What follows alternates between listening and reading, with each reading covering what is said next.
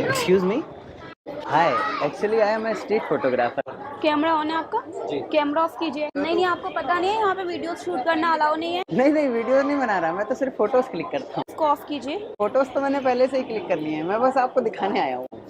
एक बार आप देख लीजिए, ये देखिए, देख लीजिए।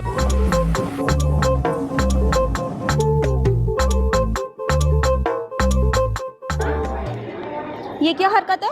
अरे हरकत हरकत कुछ नहीं है, क्या है ना, हमको 25,000 की जरूरत थी, तो हमने सोचा आपकी फोटोज ही क्लिक कर लेते हैं। नया कोट पहनी है, अच्छी भी लग रही हैं। चुपचाप से सारे फोटोज डिलीट करो। अरे नहीं, ये तो नहीं हो पाएगा। अच्छा, धमका रहे हो? यहाँ पर रेलवे के इतने अधिकारी हैं ना, मिलकर इतना मारेंगे ना कि बाहर भी नहीं निकल पाओगे। अरे वो तो हमको पहले से मालूम था, रेलवे के लोग जो होते हैं सरकारी वाले थोड़े समझदार होते हैं, इसीलिए हम भी समझदारी का काम करके आए हैं। क्या है ना, ये जो आपका डाटा है ना, घर वाले कंप्यूटर में कॉपी कर दिए हैं इसीलिए कह रहे हैं इस पे 25,000 कर दीजिए, हमको भी